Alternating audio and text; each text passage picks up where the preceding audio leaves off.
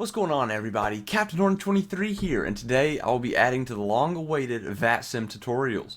Today we'll be continuing the series, and I'm going to teach you guys the next part to flying an aircraft on Vatsim.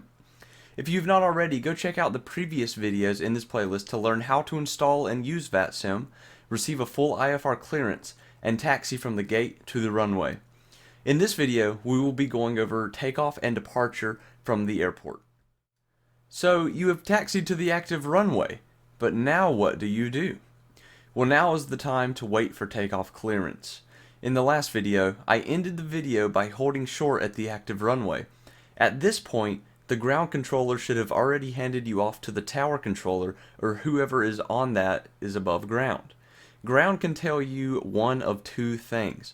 They can say, monitor tower on this frequency, or contact tower on this frequency. The difference in these sentences are the words monitor and contact. If the ground controller simply says monitor tower, then you would read it back, and immediately after you would switch your radio frequency to the tower frequency or whoever is above tower that is online. Remember, Vatsim works in a top-down fashion. After you switch to this frequency, you will not say anything to the tower. You will simply wait until they contact you. They will know if you are on their frequency and waiting.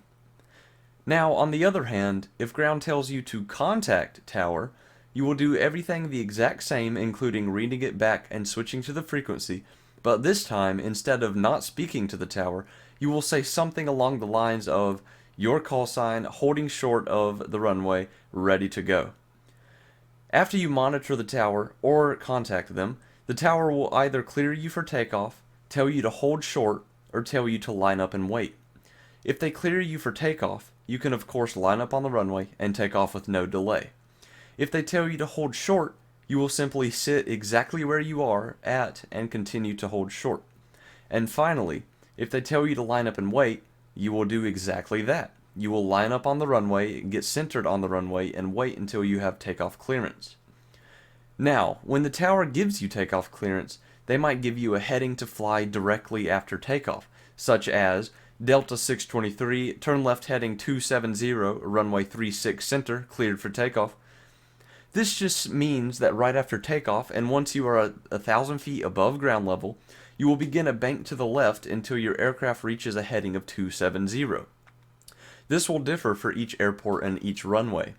Most of the time, the tower will simply say, fly runway heading, and this means exactly what you think it means, that you will fly the runway heading after takeoff, or straight out. Another thing to be aware of is that the tower may also tell you the winds before takeoff clearance. They don't always do this, but it is quite frequent, so it is good to know. It may sound something like Delta 623, winds 020 at 08, runway 36 center, cleared for takeoff. This is them just letting you know what the current winds are. You do not have to read back the winds. You only have to read back the takeoff clearance and the heading if one is given. Sometimes at certain airports, the tower may not give a heading, but will instead give you an RNAV. This just means that after takeoff, you will RNAV direct to a given waypoint, which will already be plugged in to your FMC or MCDU. If you need help with the FMC and MCDU, go check out my tutorial on it. An RNAV clearance would sound something like Delta 623, RNAV Tinsley, runway 36 center, cleared for takeoff. And this just means that right after takeoff, I would skip any waypoints I had before Tinsley and would fly straight to the waypoint Tinsley by using my Direct To button on the FMC. The only airport I have flown out of that does this often is Atlanta Hartsfield. Alright, so at this point we have left the runway and we are now airborne. This is where things may get hectic, as you sometimes have to multitask. What I mean by this is you have to fly the plane and handle after takeoff checklists while the tower may be contacting you and giving you directions. This is not as bad as it sounds, and with practice you will get better and better. So, after takeoff, you will eventually reach 1 nautical mile downfield from the runway. After your plane crosses this threshold, tower is going to hand you off to the next highest controller online. This could be either approach, departure, center, or if no one else is online, it will be Unicom. When tower hands you off to the next highest controller, you will simply read back the instruction and then program the next frequency into your radio. After you are on the frequency, you will say three main things: your who, altitude, and where in that order. What I mean by this is you are going to say Charlotte departure, Delta 623 with you at 5,000 feet, 6 nautical miles south of Tinsley. The who in this example is by first saying Charlotte departure, Delta 623 with you. This lets the controller know who they are talking to. The altitude in this example is with you at 5,000 feet. And the where in this example is 6 nautical miles south of Tinsley. Of course, this is going to be different every time, as you will have a different call sign, altitude, and location. After you contact the next highest controller and give that information, your who, altitude, and where, the controller will acknowledge your presence in their airspace and may give you further instruction. The approach departure controller will really only give you 2 instructions that you need to follow. This can be in regards to altitude or heading. They may tell you to climb to a given flight level and or tell you to fly a certain heading or fly to a certain waypoint. It's easy. Eventually, you are going to leave their airspace and enter the center controller's airspace. All you need to do here is simply read back the handoff that the departure controller gives you, switch to the center controller's frequency, and say the same 3 main things, which are your who, altitude, and where in that order. Once you do this, the center controller will most of the time do the exact same thing as the departure controller, which is acknowledge your presence in the airspace and may or may not give you directions regarding your heading and altitude. From here, it is just smooth flying until it is time for descent and approach, which will be the next video in this series. Now, let's head into the simulator and see all this in action. Alright guys, I just got done recording me in Microsoft Flight Simulator connected to Vatsim, and I figured I'd just do a voiceover because it'd be a lot easier on me, and I think it'd be more effective in teaching you guys. So what you're seeing is me in the game, and I've already received taxi clearance and clearance delivery, and I'm currently en route to the active runway. And what you're about to hear is the ground controller handing me off to tower, and you're going to notice that he says contact tower on the frequency that he gives me. And so I'm going to switch over to that frequency, and I'm going to contact the tower whenever I approach the runway. So let's listen to what the ground says and watch what I do. Roger, 3235 for the tower. We'll see you at 7689 heavy. Another 623, connect tower 132.35. 132.35 for Delta 623. Have a good evening. Delta 1577 ready for taxi. Delta 15. Alright, and now what you notice I did, I already had it plugged in to the standby frequency. I had 132.35 in the standby frequency, and I recommend you guys do this because it will save time and it'll make the job easier. Because you could imagine if he handed me off to that frequency and I'm trying to taxi and I had to scroll the little knob to get 132.35 in the box. But I didn't have to do that because I set that up before I even started taxiing. And what we'll see later is once I'm on the runway, I'm actually going to plug in the departure frequency into the standby. So that way when I get into the air, I won't have to fiddle around with the radio, and all I'll have to do is hit the arrows to switch the active and the standby. So it makes it a whole lot easier. So at this point, I have not yet contacted the tower. That's what I'm about to do. I'm going to let him know that I am holding short of the runway, which was 34 left, and listen to the instruction that he gives me. Delta 11, contact departure, bye. Delta 623, holding short runway, 34 left, ready to go. Delta 323, Denver Tower, and 34 left, line up and wait, caution, waker, caution, jet blast, departing heavy. Line up and wait, runway 34 left for Delta 623. So, he gave me the lineup and wait 34 left, and this is because if you noticed that jet was taking off before me, and it was currently taking off on runway 34 left. That's why he gave me the caution wait turbulence from the large jet that just departed. So all I'm going to do at this point is, like I said, is simply line up and wait until further instructions on the runway. At this point, I'm getting lined up on the runway, and once I do, I immediately go down to my radio and change the frequency to the departure controller. Like I said earlier, I'm going to go ahead and change it now so I don't have to do that while I'm in the air and multitasking. So it's just little things like this that will greatly help you whenever you fly on Vatsim. So now I'm lined up on the runway, and here is where he is going to give me the takeoff clearance. And it's going to sound like a lot, but pay attention to how much I read back. He's going to tell me that I'm cleared for takeoff. He's going to give me the winds, and he's going to caution me for the wake turbulence. And he's also going to give me my heading, which this is actually an RNAV departure, as I talked about. So he's going to give me a direct 2. Listen to what he says.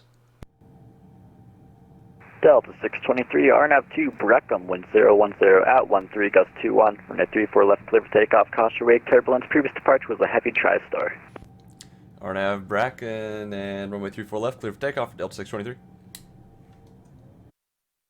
So you notice I only read back clear for takeoff, runway 34 left for Delta 623, even after he gave me all of that, which is another important thing to note is all you really have to say is that you're cleared for takeoff on the runway, and if he gives you a heading, you need to read that back. And in my case, he gave me the RNAV to Bracken, which was the first waypoint that was plugged into my MCDU. And so I didn't have to read back the winds or the caution wake turbulence. All I had to say was Delta 623 cleared for takeoff, runway 34 left, RNAVing to Bracken, or something along those lines.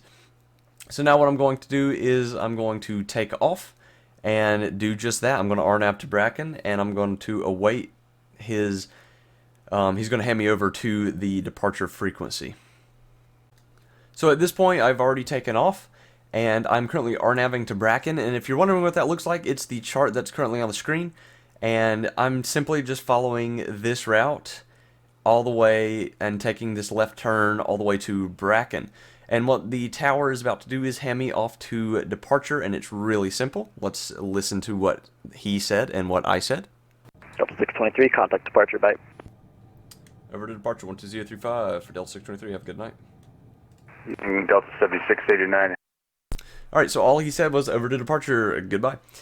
So, and I just read back that, and I went ahead and added the frequency in because I knew it. And if you noticed, all I had to do was snap right down to the radio, hit the big arrow to switch the standby and active frequencies, and I was right there with the approach frequency.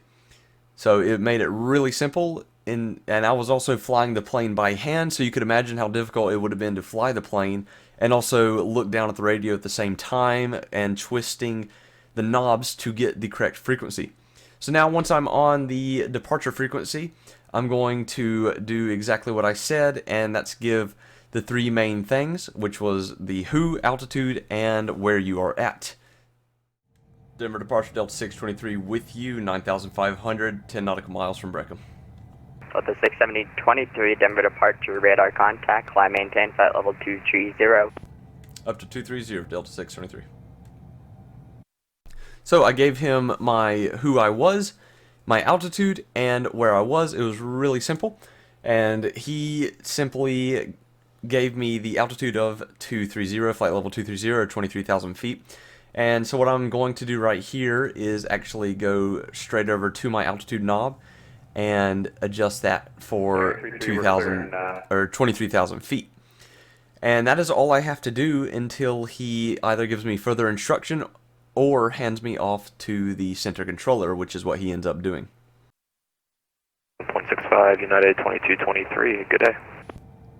Delta 623, contact Denver Center on 127.65, good day. 12765 for Delta 623, thanks for the ATC, have a good night. So, as you can see, or hear rather, he just handed me off to center, and I read back the frequency, and just told him to have a good night. And that's really all you got to do. And I immediately go down and switch it in my radio column. And now what I'm going to do next is contact the center, doing the same 3 things, giving my who, my altitude, and my where. So let's listen to what I say then. Denver Center, Delta 623 with you, 17,600, 5 nautical miles from Tulo. Delta 623, Denver Center, welcome aboard, climbing table up 360. Up to 360 for 623. Alright, so I contacted the Denver Center using the 3 main things, my who, my altitude, and my where. and he just came back, told me welcome aboard, and gave me the one of two things that I said they would give you, either a heading or an altitude, and he just gave me the altitude, which was flight level 360, which is my final cruise altitude. So after that, all I really had to do is climb up to flight level 360 and cruise all the way into the descent, which is going to be in a next video, or the next video in this series. So I hope you guys enjoyed this next tutorial on Vatsim. It did take me a while to make and edit, so if you liked the video, please drop a like, and if you haven't already, subscribe, comment anything, any questions you have, and I'll get back to you as soon as possible. This is my first video I've released since BLET has begun, and hopefully there's going to be a lot more here soon, and when the summer starts I'll get back into full speed. But anyway, I hope you guys have a wonderful rest of your day or night, and I will see you guys on the next video.